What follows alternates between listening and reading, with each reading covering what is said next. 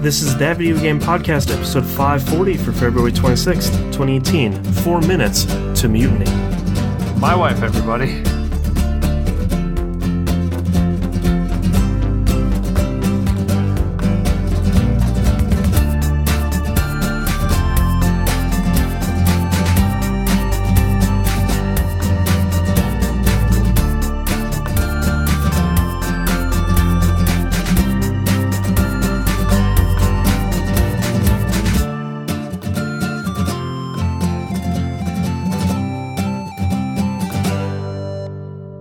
Welcome back to another episode of That Video Game Podcast. I'm your host, Boston, and joining me, as always, is Moonpeer. Hello. Let's dive right into it. Moonpeer, what have you been playing this past week? Okay, this is going to be quite interesting. Please listen to the pre-show /outcasts for reasons why I have very little time. Yes. I played a little bit of Monster Hunter. Played a bunch last night with T-Bomb Rock's community member and his crew, who are really cool guys. Finally got up to the point where apparently there are stages. Basically, as you're going through the game, you'll get hunter ranks. Your hunter rank will rank up based on your progression through the game. Once you beat the quote-unquote last boss, because I've already had a false finish like 3 times, once you beat him, what will happen is your hunter rank will jump like 20 numbers. Oh, okay. For reasons I don't know, because one of these guys, one of T-Bomb's crew, his hunter rank is 42, which is astonishing.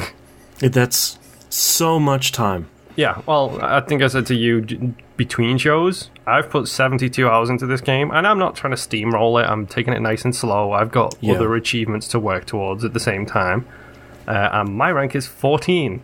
Yeah, and in doing so, I've actually just got the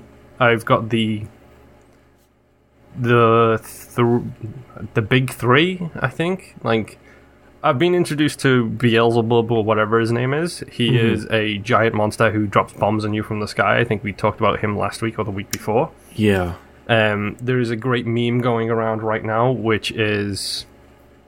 It's a picture of, like, a monster. It's a picture of him, and it's like, oh, I see you're hunting a monster. Let me just help. Because he will come in and mess your stuff up so quick while you're hunting someone completely different. Oh, okay. And he just shows up and he's just like, hi guys, I'm here to help. And then carpet bombs the entire area. But I just... After the first false finish, you get an investigation. After that false finish, you get another investigation. And then you get 3 at once. So I've finally done tracking the 3 like question mark tracks that I needed to in different areas, and I've basically been given like 3 monsters to hunt, and it's like Testarosal the Infernal, and like these are the to use the old Pokemon reference, these are like the rare birds or the rare dogs. Like from the 2 generations of Pokemon games, where it's like, oh yeah, this is your Articuno, your Moltres, and your Zapdos. These are 3 hardcore monsters. Right. Have fun trying to hunt them. I haven't even hunted the last 4, which were introduced to me in this video. I haven't done anything with them yet. So. And now they're like, here's the killer, the murderer. And it's just like, oh man. Yes, exactly. So I now have 3 assignments to go and hunt down those things before I can progress further to what I'm assuming will be the final finish. So slowly making progress in that, but for me it's just been jump in, do a couple of assignments, jump out. So I'm kind of using it as my what do we call it? It's my comfort food game right now. Right. It's like, I know I've got the equipment to deal with these guys, I'm just going to go in, deal with them, and get out. So I'm filling out some horns, cut some tails. Exactly. Down to business. And it's really great. Like, it's that satisfaction, I think we talked about it a while ago, of like when you first jump in and the Great Jaggy wrecks you because you're so unprepared for it, and then by the time you're nearing the high rank missions, you're like, oh, Great Jaggy, he's dead in 2 minutes now, like and he's dead. And then you get the high rank and he's like, oh no, he's tougher again. I'm at that point where even the standard high rank monsters, like the standard like 9 or whatever, they are easy to me now. It's like, oh, there's an Anjanath. Nice. I'm going to chop his tail off. I'm going to destroy him. I'm going to get all his stuff and see what I can upgrade. Right, you're now, on that side of the loop again. Yes, but I'm also on that side of the loop on purpose because I do have the high rank monsters on my list that I need to go and start hunting down. I just don't want to do it right now, so I'm just... I just want to win. Like I said, it's a comfort food thing. I'm just taking my time, getting a bunch of mats, and then we'll see how things go from there. Yeah. Other than Monster Hunter, I, of course, played a little bit of Elite Dangerous. I still love that game. I didn't play it too much this week. I pretty much just jumped in to hand in my community goals. 13 million credits straight in my pocket. Whew. I'm now 200 million credits away from getting the ship I want. Space rich. Yes. They actually have a new update. I think it comes out on Wednesday. Their new update for the next expansion pass thing comes in. So that is introducing a whole bunch of new ships as well. So I'm looking forward to that. I know my wife is saving her money because she wants one of those ships. So she's waiting for that so she can jump in. Elite Dangerous is still really, really cool. I did see Nimp posted on Twitter. Nimp, one of the community members, he's been playing it. And he took a photo because it's a really cool place. He docked at Leonard Nimoy Station. Ooh, cool. Which the game is full of those type of references. I believe I responded to him with a picture of someone who I was following through Super Cruise, and his name was Zap Brannigan.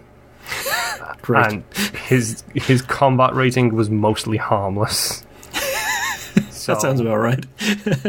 That's kind of a deep cut for Futurama fans out there. Yeah. But it's just so funny seeing it. It would, like, the game is full of them. Like, you'll see a bunch of names pop up constantly in all locations. It's fantastic. So I love Elite Dangerous. I jumped onto Steam for a little bit, and thanks to members of the community and friends, T-Bomb, Mackie, I now have an embarrassingly large Steam library. Yeah. Like, really embarrassingly large. Most of that is T's fault. Dude, you seriously have a problem? Stop buying games. There's too many bundles, Moon. Yes, there is. But I'm I'm just dipping my toes in. Like, I'm just experimenting with different games, seeing how I feel about them. Fire Up looks cool. Yeah, exactly. Which, my biggest complaint with Steam is if a game is on my library, and some of these people, I don't, like, for example, T or Mackie is like, you've got hundreds of games. How do you know what a game is just from the title? So, like, right. You've got to go into your library, click the thing, click the details, see the description of it. It's like, I don't know what half of these things are.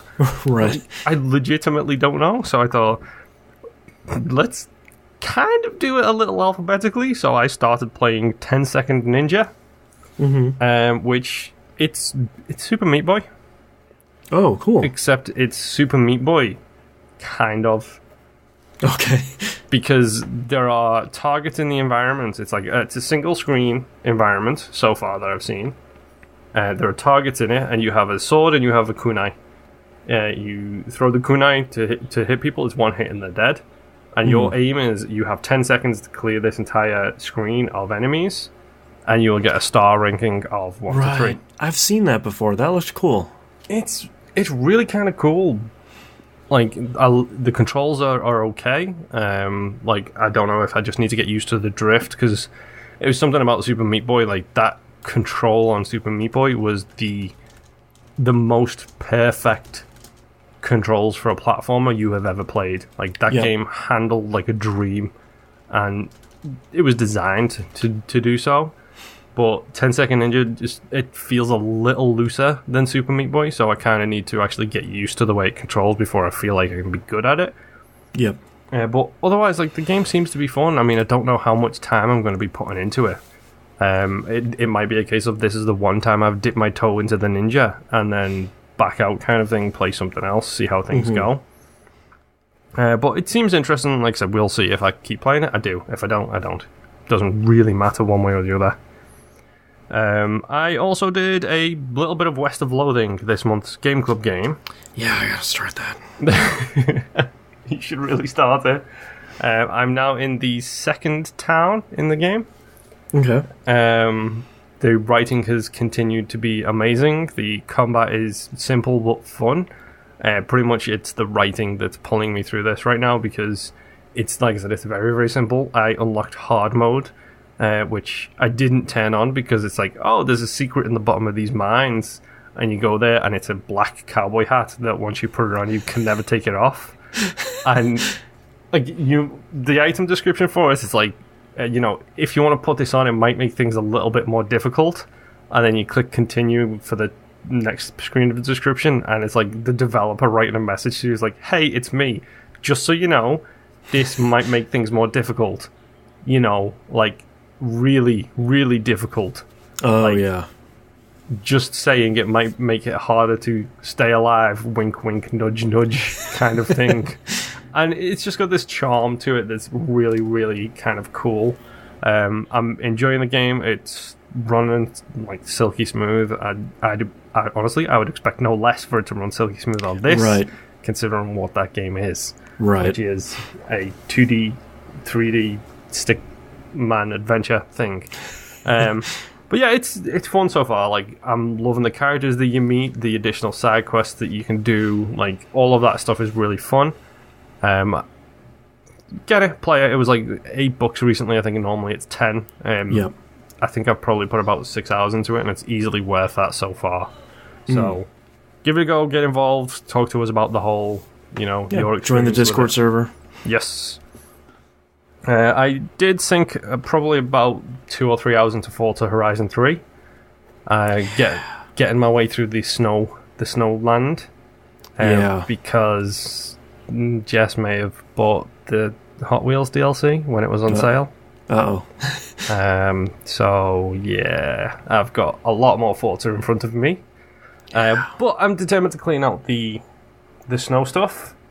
And I don't know if it was in it originally or if it's just been updated, but the 4K update is incredible. The HDR on it is incredible. What's not incredible is trying to drive in a snowstorm with 4K HDR in the middle of the day when literally your screen is just white. You literally cannot see 2 feet in front of you. Oh, man. It's terrifying. Like, your visibility is down to about 6 feet. It's like I'm driving using the mini-map on the radar. It's that kind of... Jeez. That's cool, but it's scary. It's really great. Like, it looks fantastic, but you just don't see corners coming, and you've got to adjust really badly to it. I did take part in the Kingmaker event, which is the final single-player event of the game, and I got my Kenny Block Ford Focus Jim Carter rally car, so I'm pretty much dominating it now. Nice. Thanks to that car, I can now get 3 stars in drift zones. I will reiterate it again. I hate drift zones. They're just... It's the worst idea. They're just not that fun. No, they're not. And, like, I don't understand how people can be coming out and say, drift zones are so cool. It's like, no, they're not. They're so annoying. Yeah, especially I've on never liked them. Standard Horizon, like when you're in Australia itself, when you're doing them in there, you basically need one of the top-end cars with, like, the ridiculous horsepower to just take you sideways throughout the entire thing. Yep. Like, it's so stupid. I hate drift zones. Yeah. So much. Anyway, enough Forza Horizon 3. My final game this week, because it, like I said, very limited time, very iffy. Oh, so my wife got a message from Xbox letting her know that, hey, Xbox Insiders, just so you know, we're trying to do a Sea of Thieves scale test. Oh, right. So, if you want to, click this link over here and install the game and jump in and we want to test our servers. And first hit's free. Well, yes, exactly. That is 100% it. So my response was, are we really going to do this? I thought we agreed that we wouldn't play it beforehand. We're on media blackout for this game. Right. Yeah, but I want to just test it a little bit and see if it's something I'm interested in. Just a little taste. Just a little taste. Just a little line. Nothing can go wrong. Yeah. So she installed it, and then I panicked because I'm not an insider. So I thought, wait, can I install it? Yes, I can. Can I play it? Yes, I can. Ooh. Did we play it? Yes, we did. Probably about 4 hours worth. Nice. There wasn't a whole lot of content in there by design, I think. It's very, very basic. Kind of, like I said, it's a scale test. I'm not expecting the full game to be in there. Yeah, it's not like, here's a 40-hour campaign.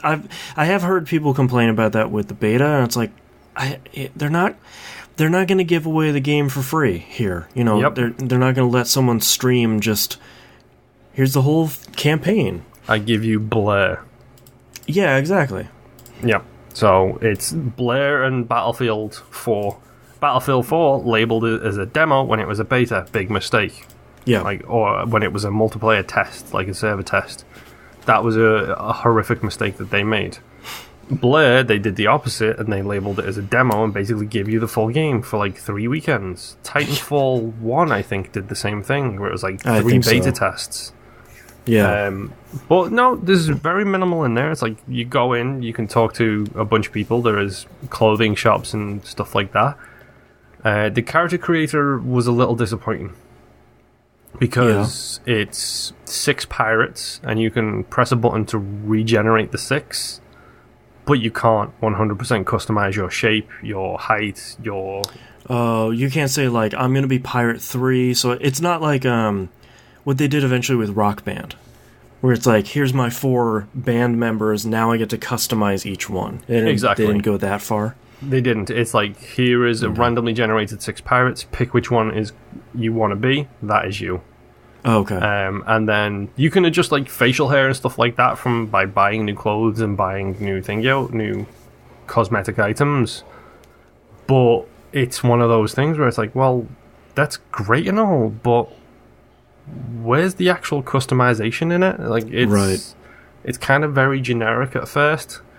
So I picked the old man who looks a little bit like Snape, and he's got grey hair. Nice. White hair, I should say. My wife picked a larger lady and put a beard on her, as is appropriate for my wife's gamer tag. That's true. Zero bearded lady 0. O bearded lady O for those who are listening. And we thought, let's do a test. So we jumped in. You got multiple ship options, multiple crew options. You got a galleon and a sloop, first and foremost. So they're your 2 ships. Sloop is the little one, galleon is the big one.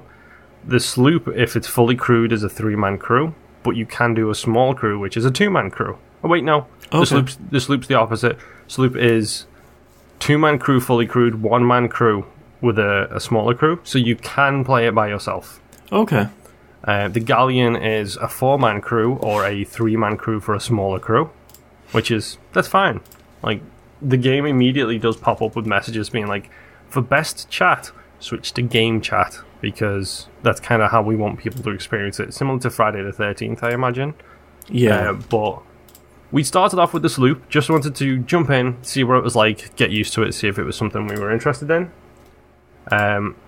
First and foremost, this game looks so beautiful. So very, very pretty. Really? Yes. I don't know if have you ever seen any of the behind the scenes on Finding Nemo, like how they produced the water, and the water was too realistic, so they had to scale it back a little bit. No. Well, you know how gorgeous the water looks in Finding Nemo, especially when they're on the top and you can see the waves and the light. Yeah. This looks better. Jeez. Worth saying, I'm on the Xbox One X. I am playing it in 4K. I am playing it with HDR. The water in this game, I don't think has ever been done as beautiful as this, as well as this, as reactive as this. The game looks incredible. I do like the fact that they went stylized, like everything's like slightly cartoony. Yeah. Like it does give it that touch of Rare charm, that charm that Rare are famous for.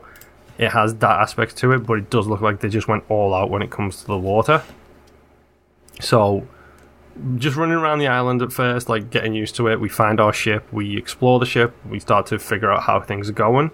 The way it operated in this mode, at least, not the full game again, like I said, very stripped down beta.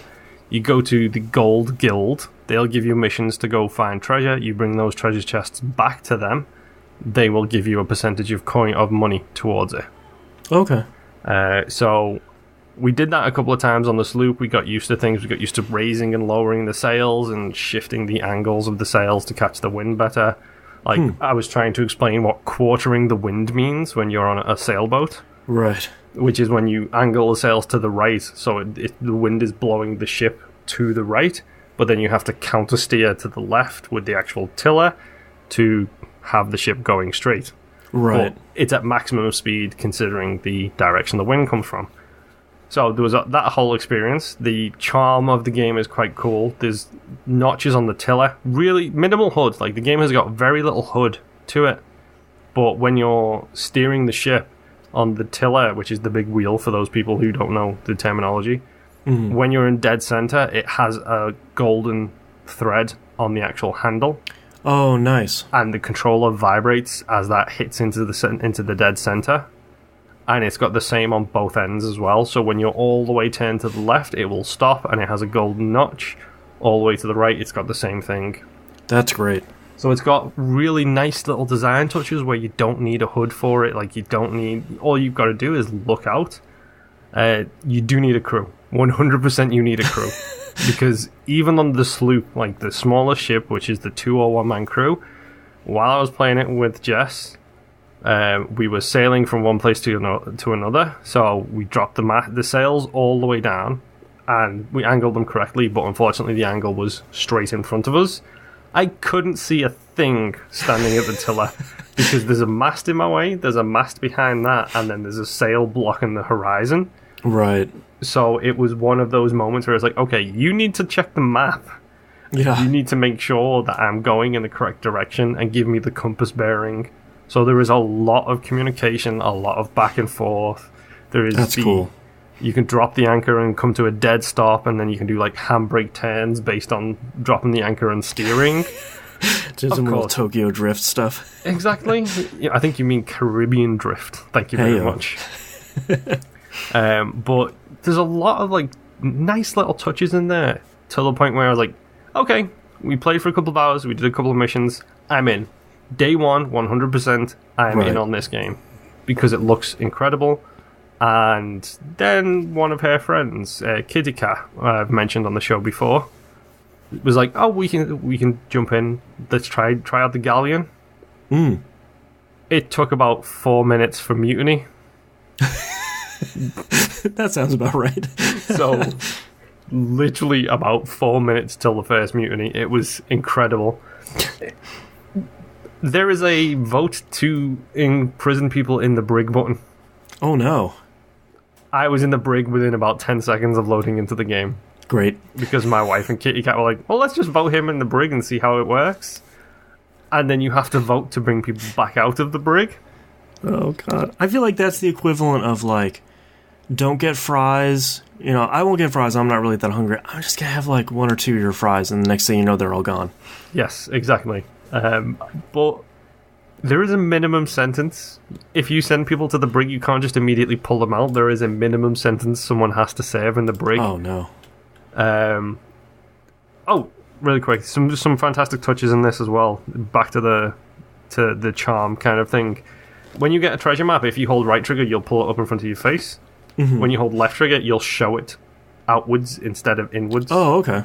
So if someone's looking at the big map for the ship on the table, you can stand in front of them, and if they're like, well, what does it look like? And then they can just come out of the map, and just you can be standing in front of them like that.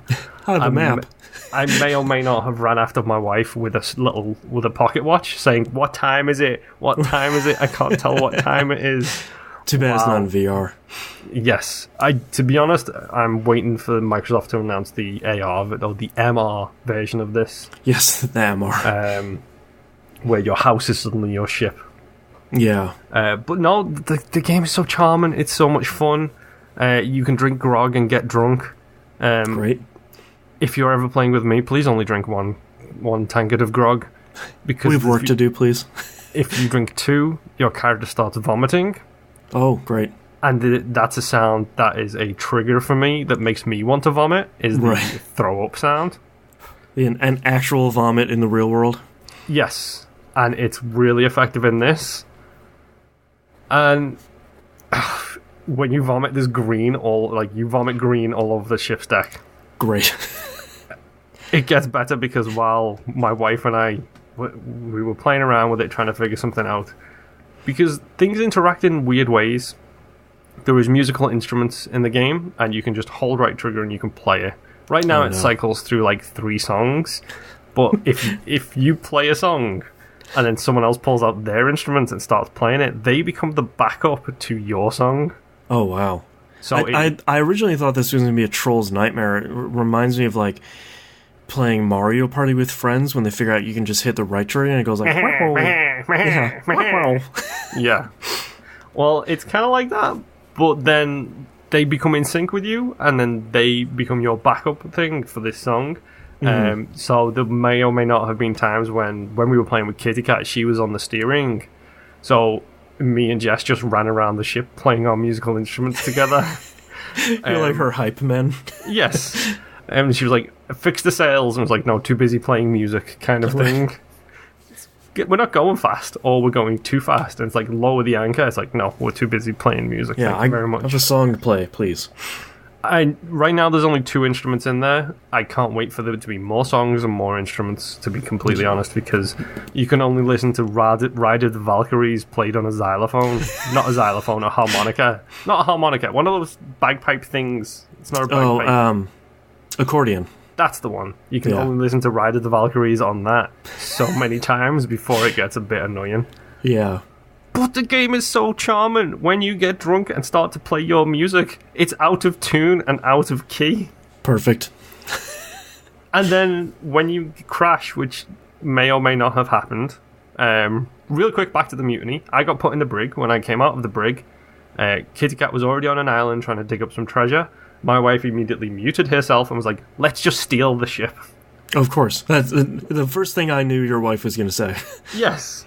So we may or may not have stolen the ship and driven it off into the horizon. At which point, Kitty, like, this is how I learned about the death mechanics. If you're too far away from your ship, a little mermaid will appear in the water and be like, do you want to return to your ship? And teleport you back to your ship. Huh. Doesn't bring the treasure that she had with her at the time, though. So we did a big U-turn, we came back, we picked her up. There was fun and joy to be had. She went away after a while, and I think I was on the crow's nest doing a test. Like, I wanted to see if I could jump from the crow's nest of the galleon into the water and if it would take damage. I did that, and as I came jumping off the crow's nest into the water, my wife raised the sails and started taking off on the boat. So she left me behind and then was probably like, drop anchor. And I was like, I'm in the water? You left me behind? I'm way back there. I'm not here with you. So she crashed it into some rocks. At which point we're in the bottom of the galleon, boarding up the inside of the ship to stop it from leaking, and at the same time using buckets to take water out of it to run it all the way up to the top to throw it overboard. Like, there's so many little touches. Like, I can't believe how much they have put into this game, considering, I mean, yeah, it's been in development for ages. They announced it probably way too early. Oh, yeah. But so far, 100%, I am in. I do not care. This game was, like, we played it for 4 hours, I think, in total, and it was so much fun. Yeah. And if you're drunk and vomiting and hold a bucket in front of you, you have a bucket of vomit. That's so weird. Well, I mean, that's such a good sign that you managed to have that much fun this early on, because, you know, we've talked about Game Pass, and, you know, they seem to be leading with Sea of Thieves being important for their first party day one stuff, and this is what I was hoping, is that you and your friends can get Game Pass. Everybody's just doing a $10 buy-in, basically. And then it was my hope that it was going to be like, within the first hour, you were saying, like, all right, this is immediately really good, and we know what to do, and we're having a lot of fun. And I'm really excited that it sounds like that happened immediately. Oh, I am 100% in on this, and this is, like, I think I'd already made the decision I was going to be picking up Game Pass. This just confirmed it. Yeah. Because if I can pay $10 a month for that game and Crackdown 3 and State of Decay 2 and every other game on that list, which there are good games and bad games on there. It's got the OG remake of Resident Evil 1 in there. Yeah. So I'll play that again. I'll play 2 again. I'll play all of these games that are in there. I will probably play them when I finish the 290 games I currently have installed. You only have 176 more waiting for you. But, you know, it's a really good selling point that they've had. And the fact that, like, Sea of Thieves, they've done such a good job of not making it predictable. Because that's my biggest thing with Black Flag. Like, I want to go back and play it, but I have now experienced the water stuff in Origins. Yeah. I have experienced the Assassin's Creed stuff in, I don't know, every Assassin's Creed game ever. So, what else is new there? Like, what else other than sea that shanties. Stuff? Literally, that's my wife's number one selling point for her. She is like 100% really good. sea shanties. Yeah, I love that one of the collectibles in Black Flag are pieces of sea shanties. Yep. And she absolutely adores them as well, so that's kind of a good reason to go back to it. But it's like, that's a pirate game, and you take those two things that I've already experienced, and there's nothing new in there with the exception of the shanties. Yeah. Which essentially is a radio from Grand Theft Auto games, you know. Yeah, and it's like you've already gotten. Do you want to go back to play something that's so focused on that stuff, knowing that you'll get like the Assassin's Creed modern day stuff, but you know, how much is it worth playing through a game that you've played better games of? Exactly. To get a little bit of modern day stuff in. Yeah. And that's the thing with Sea of Thieves. It was like, the second I started playing it, I was enjoying the charm of it. I was enjoying the way it looks, because it's stylized, and I think it's the way to go when you're making games like this. Make it stylized, because it will last the test of time so much better. Well, and like, especially when there's so much, you need to have so much communication, and you have multiple people playing stuff. Like, you can't, having a more stylized look like that makes it easier for people to say, go over here and do this thing, and it's not, there's only one thing over there, because, you know, Rare hasn't, this is an ultra realistic ship where it's, you know, like, which one of these cannons? Oh, it's the, you know, they didn't go that far, and I think that makes it more friendly for people, more inviting, and like most Rare games, I think it makes it more fun. Yeah, and that's the most interesting thing about this, is I played this game for 4 hours and it was 100% fun. Like, it was so fun to just jump in, play the game, tool around, learn what we're doing. Like, the sails, it's two things. It's a tie-off for the length, and it's a, what's it called? The spinny wheel things. I can't remember what they're called. Oh, well, it's a spinny wheel thing for the angle. And it's like, that's all you need to know. And when you jump in, and we jumped in on the scupper, the smaller boat, there's one sail to worry about. Nice. On the galleon, there's 3. So, you know, that's it's nice that they give you that option if this isn't your first game, but it's nice to know you can just hop in and you can deal with a small ship and one sail and, you know, just one mission, and you can really start small. Yeah, and firing people out of cannons is every bit as fun as it should be. That's incredible. We did actually, because of course my wife was in charge of it, we did run across one person in a scupper by themselves, or in a sloop. Sorry, sloop is the name of the small boat. And I bet your wife looks at them and says, "Let's kill them." Her and Kitty Cat together said the exact same thing at the exact same time.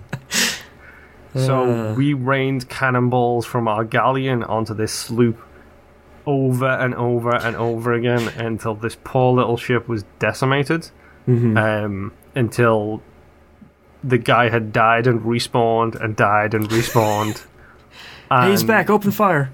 But the problem was the ship wasn't dying, because the key to it is that when the ship dies, if you respawn the ship, you spawn somewhere else with the ship. Like at another port? Exactly, but the ship was on shallow land, so it wasn't sinking correctly. So it couldn't go all the way under the water. So I may have gone over there and started jumping up and down on the crow's nest while it was getting shot with cannons.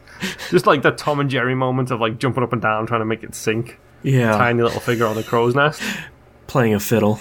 He did kill me at one point, which is good because I learned how the death mechanic works, which is you get taken to a death lobby, and then you get given, I think it's like a 20-30 second timer, and then in the death lobby you walk out of a door, and that takes you back to your boat. The death lobby is called the Voyage of the Damned, and it's a haunted ship that you're on the deck of. God, it's so cool. That's so perfect. It's so great, and then you hear a bell go ding, ding, ding, and then the door opens to the captain's cabin, and it's like a tunnel teleport thing that you just walk through. So good. It's a really good touch, man. But yeah, we did eventually turn his boat around, steer it into the actual ocean, and then sink the hell out of it. And then we watched it sink. Oh, here, let me help you real quick. Never. Yeah. See you in hell, sucker. As a pro tip, the light. Speaking of how great the game looks as well, the lights in this game are amazing. Like, the lighting effects are fantastic. If someone's using a sniper rifle, which, again, speaking of the charm and the design choice, the sniper rifle is a telescope on top of a rifle. The lens is cracked right across the center, and that is your crosshairs. Nice. It's a really nice little touch. Yeah. But when someone's aiming that at you, and same with just a normal telescope, you can see the lens flare on the actual telescope. Oh, cool. You can extinguish all the lanterns on your ship, so you can sail dark at nighttime. You can go which in makes ghost it mode. really hard to see over nighttime. It's so charming. It's so much fun. It's like, yeah. I mean, I'm not going to talk too much more any more about it now. I'm going to wait until release date. Until release. And then it's, let's say, at that point it will be Moon talks about Monster Hunter, Elite Dangerous, and Sea of Thieves. Right. Check the 3 checkboxes. Exactly. But that's all I've been playing so far. I'm so excited for Sea of Thieves. I didn't play it this past week, but I have to make special mention of the Mummy Demastered.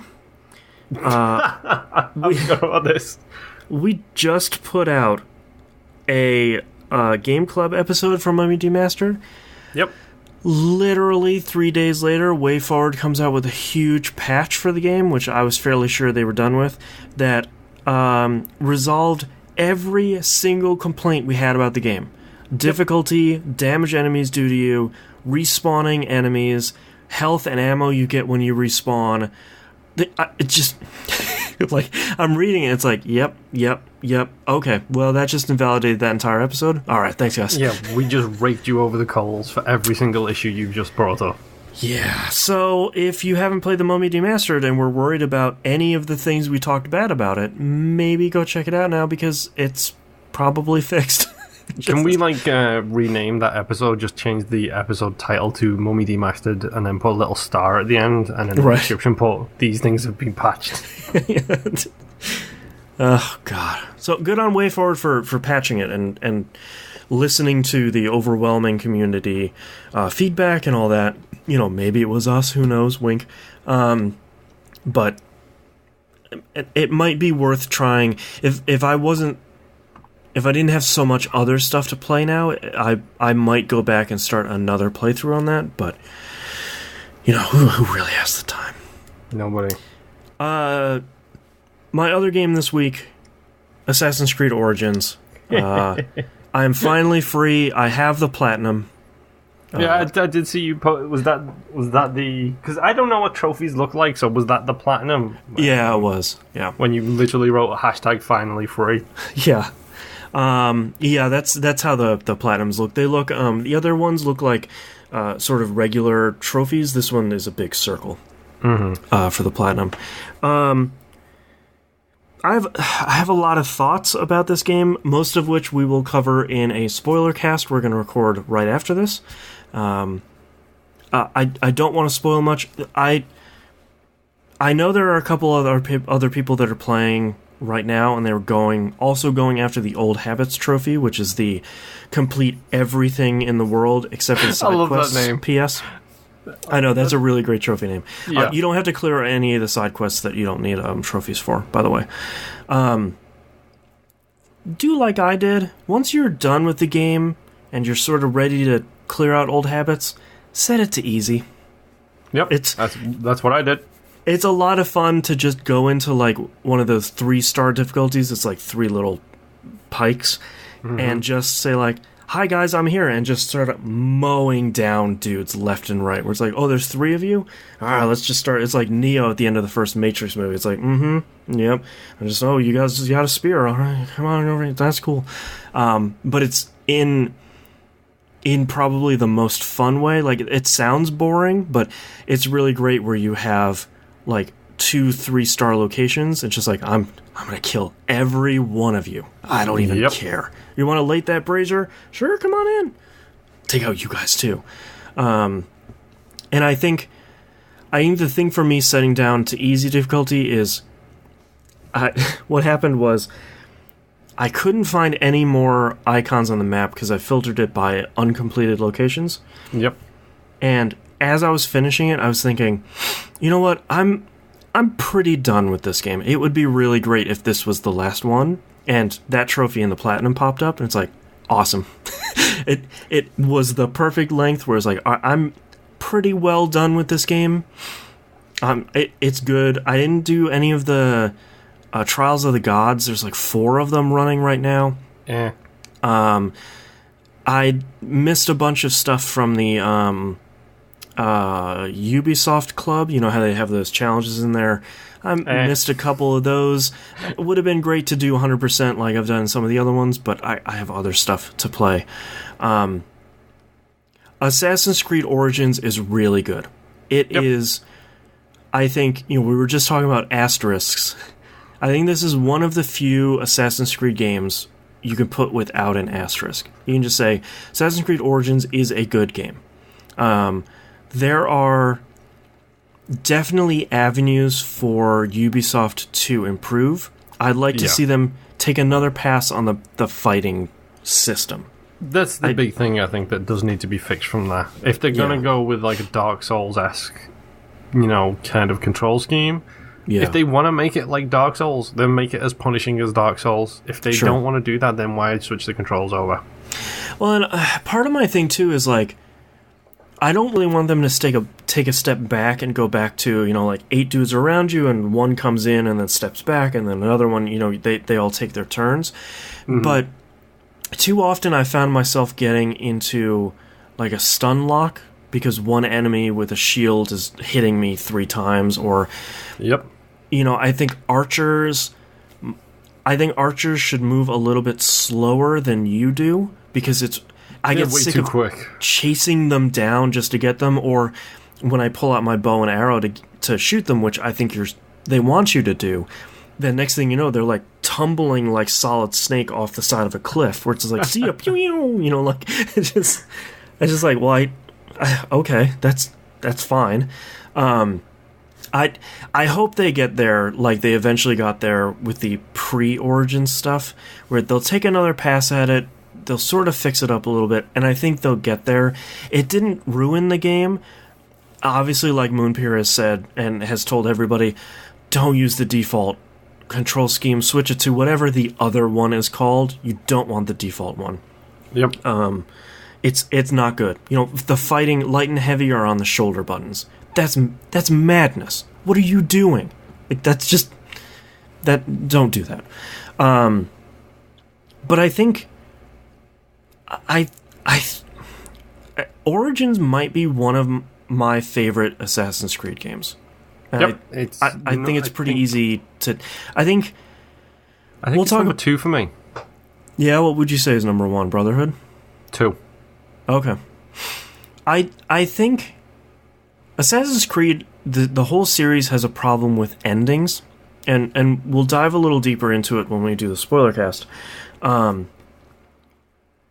think Origins ending is a little too long, which sounds really weird, because most of the problem with Assassin's Creed games is you walk into an area, you fight a final boss that's usually really bad, or like you just give them the stabby Jones and like the game's over. But this one is, you have a pretty satisfying final boss battle. You sort of have 2 of them. And then you have another scene, and then you have a bunch of boat stuff, and then you have another thing, and it's sort of like, oh, okay, like I'm sort of ready for this to be over. And the ending was very satisfying, but along the way it's sort of like, I get why we're doing this, but there may be like one scene too many.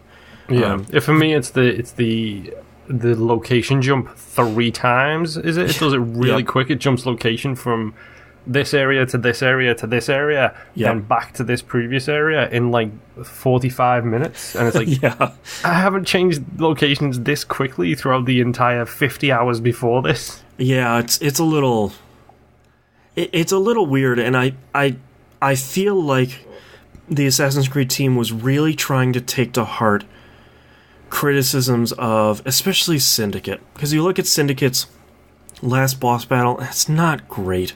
And the ending sort of... A lot of Assassin's Creed games, ever since the first one, you kill a dude and it's sort of like, alright, rescue it in Pache, like, alright, and credits. Here's 400 people. It's like, well, I need like a little bit more than that.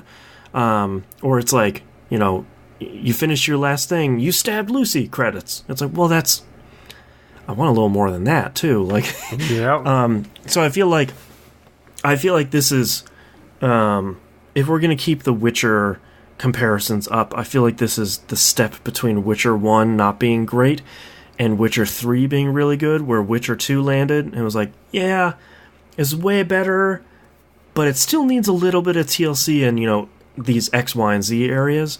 So are you saying that Assassin's Creed Origin is the Assassins of Kings? Hey, I didn't mean for that to happen.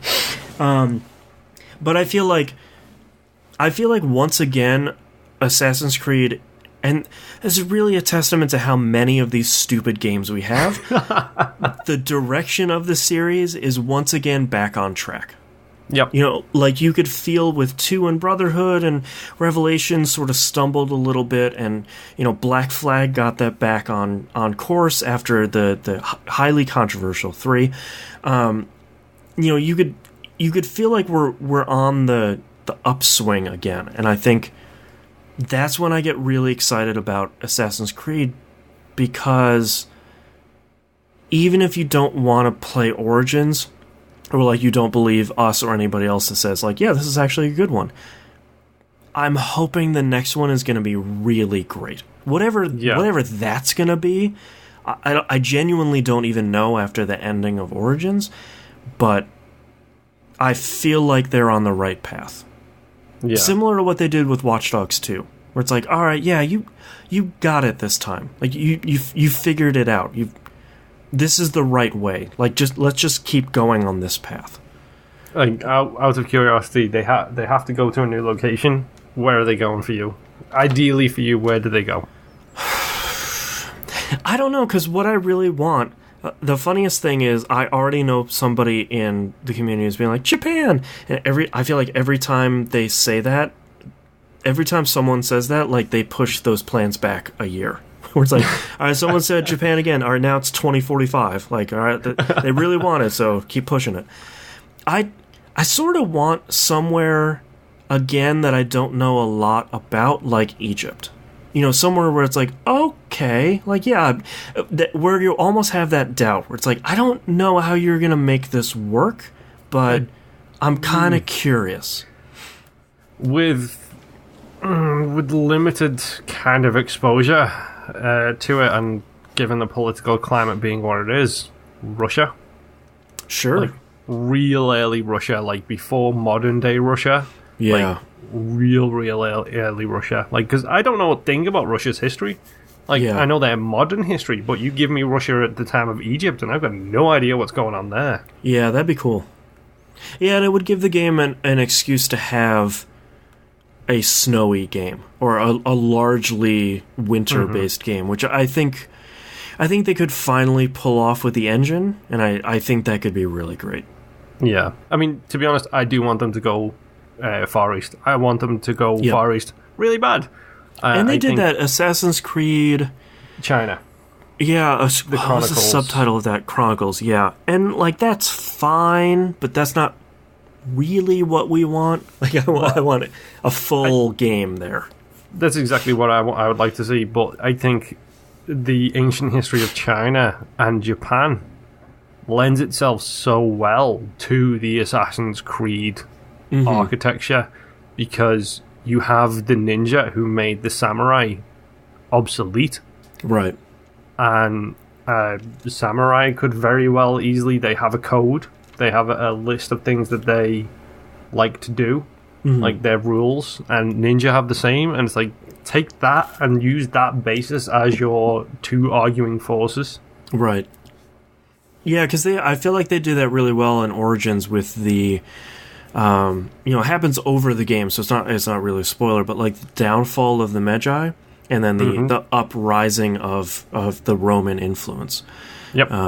That always makes for a good story. That's why people like Red Dead Redemption a lot. It's sort of the death of the cowboy and the rise of, order technology and electricity. Yeah.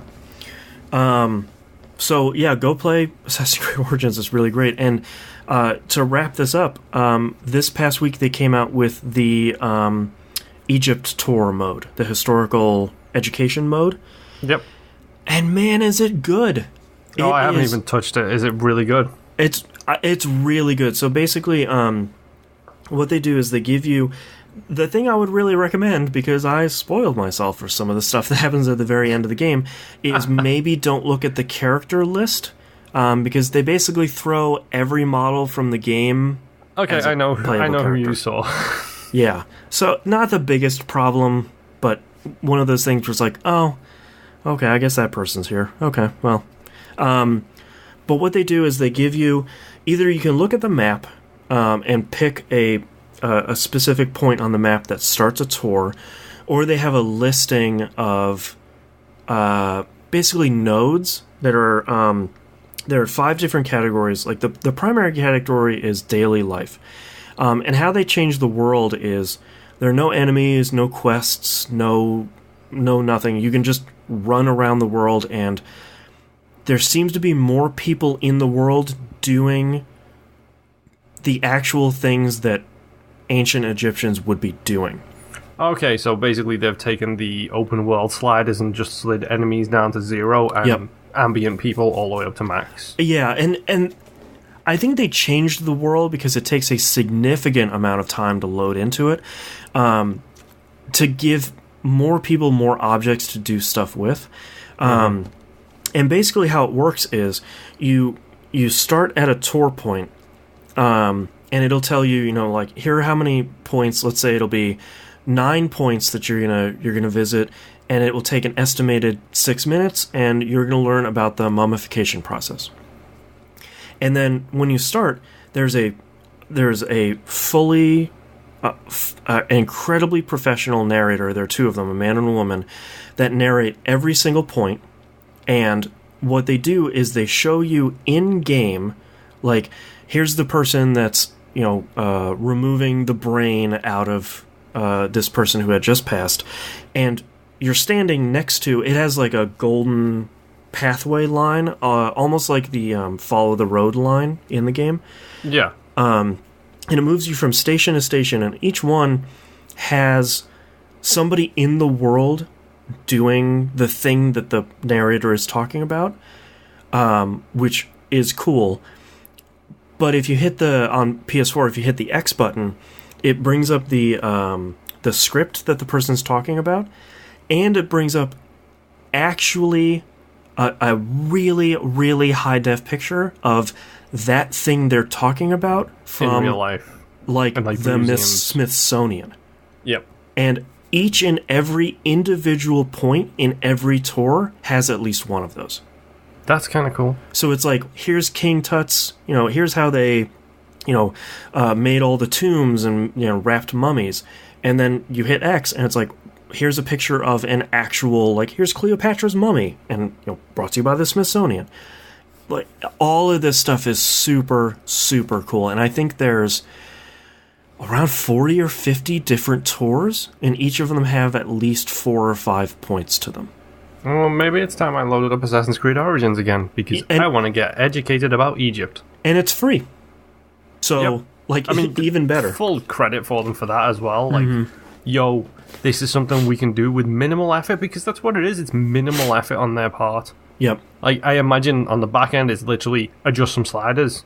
Yep. These 2 historians are really into this stuff. Are they interested in coming in and recording voiceover? Yeah, recording a whole bunch of stuff. Yeah, and like, there was a minor bit of miscommunication controversy this week, because everything is fine in normal Assassin's Creed Origins, but in the educational, they call it Discovery Tour.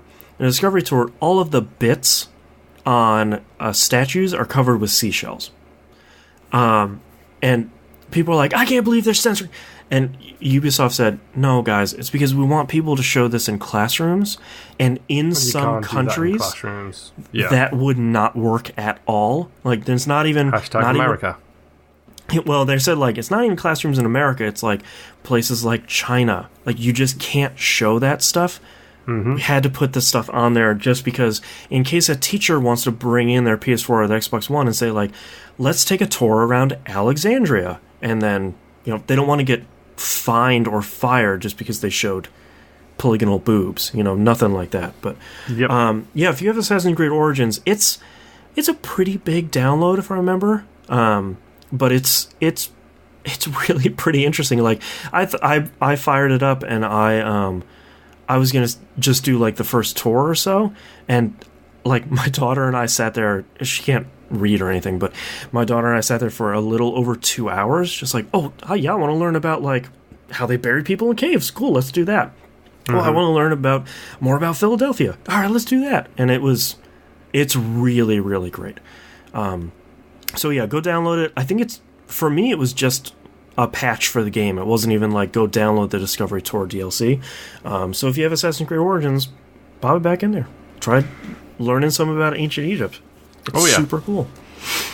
But that's all I've been playing. So let's take a break.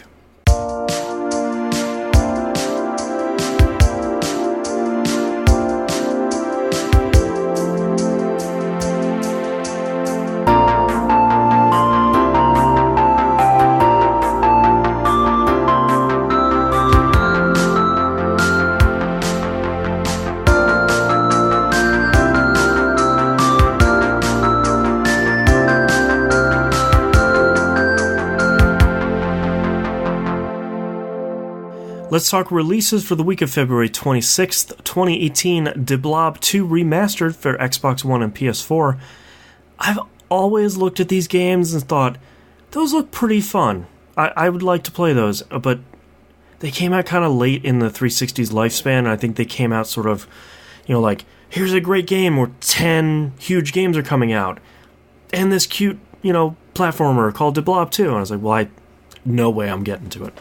Yeah. I mean, I've heard good things. I think that company, isn't that the company that made the bean hugging one as well, where you could hug the smushy thing? Oh, yeah, I think so. I love that gif. That's like one of my favorite gifs, is him giving that thing a hug from the Giant Bomb Quick Look. Yeah. But no, I'm interested in them. We'll see. Too many games. Yeah.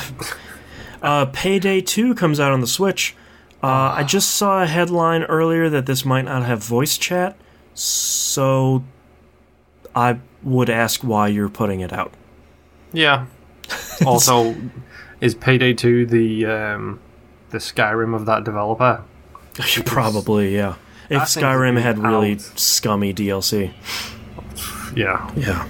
Payday 2 has a real history, man. Uh-huh. Darkest Dungeon is coming out on Xbox One. Of course it is, because I literally picked it up on Steam like a couple of weeks ago. Really? It was like one of the first things I bought for the PC, because I was like, that's never coming to the Xbox. Well, surprise. Come on, guys. And last but not least, Deadbolt comes out on the PS4 and the PS Vita. I think it's also out on PC as well. This is the new game from the Risk of Rain developers. They made a 2D stealth, like Hitman action puzzle game that interesting looks really, really cool. So I'm gonna have to try and check this out wherever I can. And obviously, you know, anytime someone says from the developers of Risk of Rain, I'm sort of like, oh, hello. Oh, yeah, you're in day one. Just like that new game, it's called Into the Breach, the new game from the FTL guys, where they say, like, oh, it's from the FTL team. And I'm like, oh, hello. Hi, what do you got going on? Another Kickstarter success, I believe. Oh, did they kickstart that too? I would think FTL was a Kickstarter. Oh, FTL was, yeah. That was one of the original... I think that was one of the first few ones that wasn't from, like, it wasn't from an established team like Broken Age was, where it was like, you know, here's two guys, we want $15,000. You gave us like $300,000? What the hell? Yep. It's one of those things where it's like, oh, this might be a thing. You know, prophetic words. All right, let's talk about news stories. We have 3 quick ones here. Metal Gear Survive came out. Oh, is this the... I haven't seen the show notes. Okay. So I'm guessing this is the save file story. It is the save file story. It's no surprise that Metal Gear Solid Survive has 4 paid DLC. I mean, Monster Hunter World has it. You know, a lot. I think almost all of it is cosmetic over there, like greetings and stuff. Yep. Metal Gear Survive has all that stuff for, I think it's called SV coins. Yes, the game's unique currency. Where they get really... I talked about this last week where, like, I don't really want to, drag some company or somebody through the dirt just because they made a poor choice. And then Konami's got to go and do this. So let's start dragging. Yeah. When you buy Metal Gear Survive, it's $40, you get 1 save file for a character. If you'd like to save more characters, it's $10 a pop. Mm-hmm. That's so bad. Like, yep. I feel like, when you look at Destiny, I have felt that has been a little restrictive with 3 characters. They're very much saying, like, you make 1 of each class and then you're sort of done. Diablo 3 has a character restriction on it as well, where you can create, it's like 10 or 12 characters, something like that. But 1, and then it does not seem like you can earn these SV coins in-game. Because if you could, it'd be one of those things where it's like, all right, they're forcing you to just play 1 character for a while until you earn enough in-game to expand your save slots. But that's real bad, guys. Yeah, it's how very Konami of them. Yeah, like... They did this exact same thing with Metal Gear 5. When Metal Gear 5 came out, there was no microtransactions, there was nothing like that in there. Like a week after the game was released, that all of a sudden, all of your stuff gets put into online, like forward bases. It costs money to defend them. You can get insurance on them with microtransactions. It's weird. It's almost like that's when all the reviews were done hitting. Yeah, weird. Exactly. It seems like this time they didn't even bother to wait for that. No, yeah, it's just, hey, we're gonna hit him day 1. Oh, Konami. Well, let's talk about much happier, much better news. The industry's recent worst kept secret, the Burnout Paradise Remastered edition, hits consoles in March. It is March 16th for the PS4 and Xbox One for $40, 4K and 60 frames per second, which is probably all you need to know, but it also has all the DLC in it. Oh, no. Yeah. So I think I need to beat 2 games before March 20th. 4 games before March 26th, technically. Yeah, you have like 3 weeks. Yeah. Indie games! ACA, Neo Geo. No. No. I've got 2 Assassin's Creed Chronicles games to be getting on with. There you go. Those are pretty good. Mm-hmm. Yeah, so I think if you've never played Burnout Paradise, $40 for the base game and all the DLC is a pretty good price. Yes, and I know that they did this announcement with the lines from Paradise City, so that song has to be back in the game. Yeah, like the announcement trailer has the song in it, so... Yep, that game starts with that song, and it is incredible. Yeah. And... they couldn't have done this, like, if they would have said this was anything below 60 frames a second, they would have been in trouble, because the reason this game works so well is because it's 60 frames a second. Yeah, it's just, it's fast. My biggest concern with this game is, do they cap the control response at 60 frames? Because one of the reasons that Paradise was so widely regarded is because basically your control input is related to a frame. Mm-hmm. So... a 60 frame per second game is so important because it registers your controller movement every 60 frames. It will change your input into the game. That's kind of why they play differently compared to 30. They did some black wizardry, as far as I can remember, and then this is like however many years ago Paradise came out. 10 years, by the way, which is wow, insane. I believe that they did like some black magic and they uncapped the limit on how much the game reads your input on the controller. Ah, right. So it's essentially double or triple the controller response time that you normally would get from a game. So I don't know how they did it. I just know that somebody did a deep dive into it a while ago, like maybe 5 or 6 years ago. Someone did like a look back at it. And when they're explaining, like, the reason why it controls so well is because they did weird black magic. Yeah. And just got it to be so responsive. So if they've still got that responsiveness, I am 100% all in, because that's probably one of the best racing games I've ever played. Yeah. And no game has ever had the sensation of speed that game does. Well, I feel like Burnout Paradise is one of those few games where I bet it would feel really good to start back over. Yeah. You know, like, if there's never another Forza Horizon, in a couple of years I could say, like, yeah, let's delete our Forza Horizon 3 save and, like, let's just start this whole thing back over. And I bet that's really fun. Yeah, not to mention that Paradise has the Playground Games multiplayer mode, where it's just like, okay, there's 8 people in this lobby, now all 8 of you hit this big-ass ramp and jump over this power plant. Yep. Just go do stuff. Like, what do you want to do? Yep. Yeah. Oh, so good. And last but not least, I feel like I might have missed this last month when this got announced, but Assassin's Creed Rogue Remaster is coming to PS4 and Xbox One. Yes! It is only $30.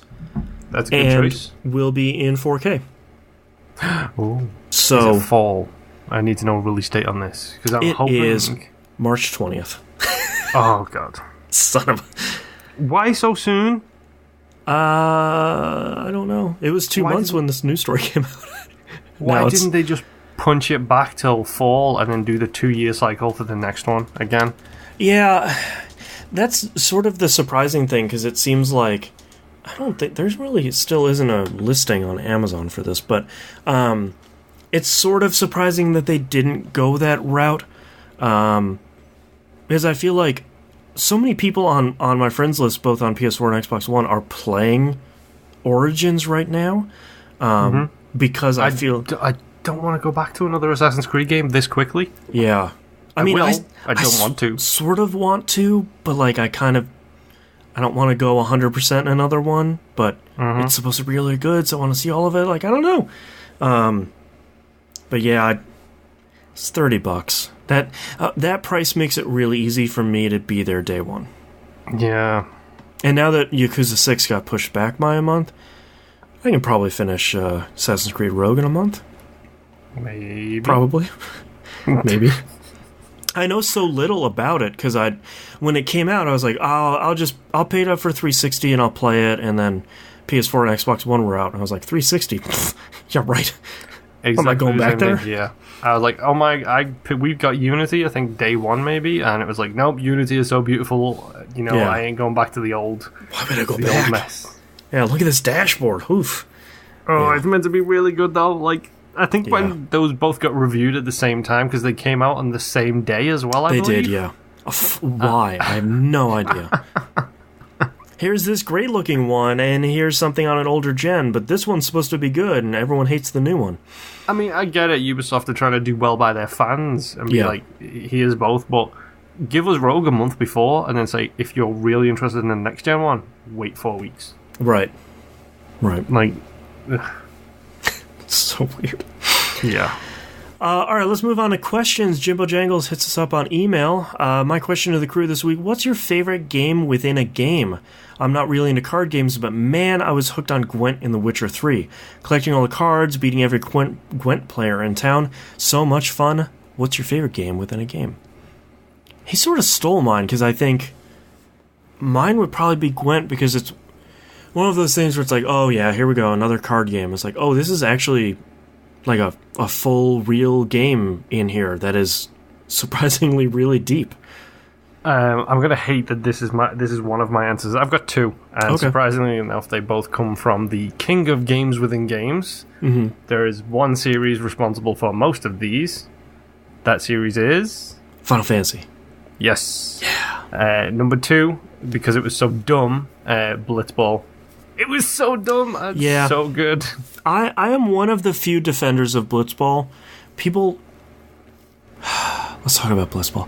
Blitzball has such a terrible introduction in the game. Like, you have to play that one match, and the match is tough, and there's not enough of a tutorial, and your teammates suck. The Besaid Aurochs suck. Like, yes, they do. But when you can scout some new people, and you can start working on leveling up your team and getting them better, your team actually starts being better very quickly, and it's a really cool payoff, and people are like, oh, Blitz, blah, blah, blah. It's not that, it's actually pretty fun. Not to mention you can get Brother, who is the best Blitzball player. Yeah, he's crazy. He's so good. But my number one, and I wish I could remember the name of it, it's the card game from Final Fantasy VIII. Yeah, that Triple Triad. So good. Yeah, I'm one of the few people that prefers the 9 one over the 8, but I can fully admit that I am wrong. Because I know the one in 8 is better. I just clicked with the one in 9 more for some reason. Yeah. I saw the one in 9, and my response to that was, F this, it's not Triple Triad. I already did this, I'm done.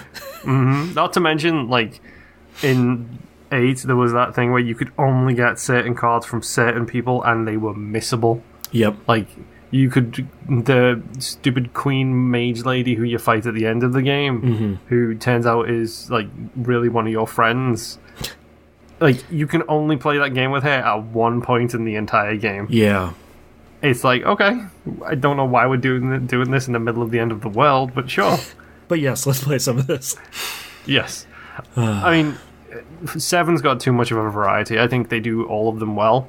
You've got the snowboarding game, you've got the motorbike racing game, you've got chocobo racing, you've got...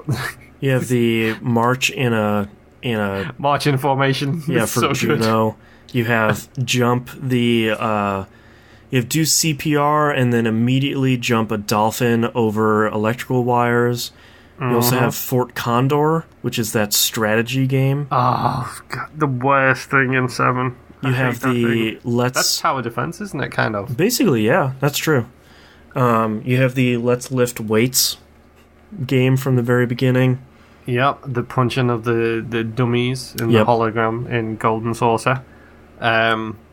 Stardew Valley has some really good games within games. It's got a twin-stick shooter, which is actually really awesome. kind of fun to play. That's really good. And the good. best thing is, if you beat it in the game, you get a copy of that arcade cabinet for your house. Perfect.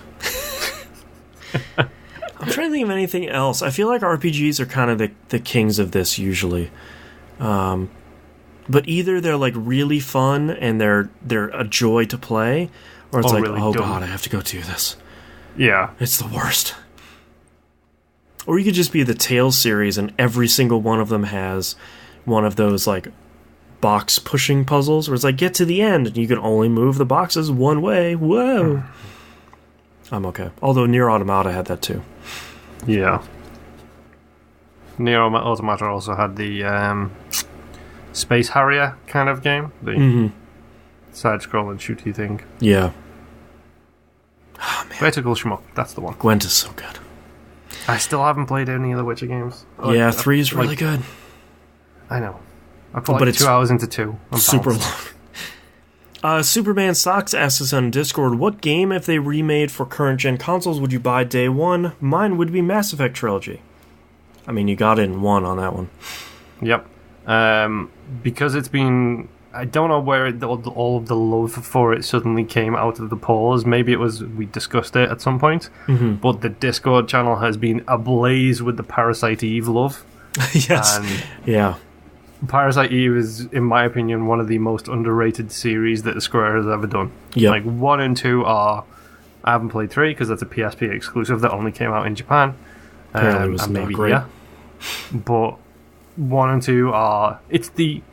It makes me laugh because it's the Dead Space 1 and Dead Space 2 of its time. Yeah. Where 1 was a hardcore JRPG with a little bit of shooting and spells and cast times and everything like that. And 2 was an action-adventure JRPG. Yep. About mitochondria. Yes, the first one was about mitochondria as well. Yeah. But those 2 games are incredible. Like, give me them remastered. I don't even care. Give me the tank controls. I'll take them. I want to play those 2 games again. Yeah, just Make new polygons. Mm-hmm. Man. The Nimp in Discord says the Stick Figures website was stickdeath.com. It doesn't exist anymore, but I used to be on it all the time in high school. So we were talking about West of Loathing last week and wondering what website that was. Stickdeath.com, which unfortunately is dead. Oh, I love that. I love that site in high school and college. That was great. Yeah. And last question here from T-Bomb Rocks in Discord. What's your gaming goals this year? My personal goal is to finish 24 games by end of the year. One large and one small each month should do it. Yeah, T, you might want to stop playing Monster Hunter, dude. Just so you know.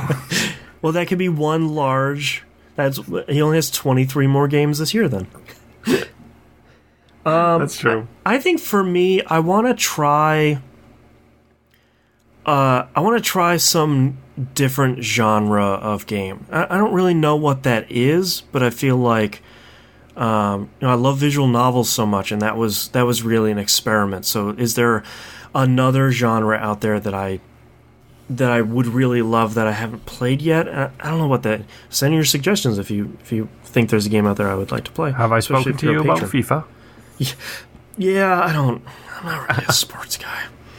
Neither am I. Yeah. You're just a fan of the greatest game. The beautiful game. Either one. I mean, it's also really great. Yeah, that's true. I'll be honest, I know what my goals are this year. It's finish more games instead of just, not actually starting them. Being a pack rat.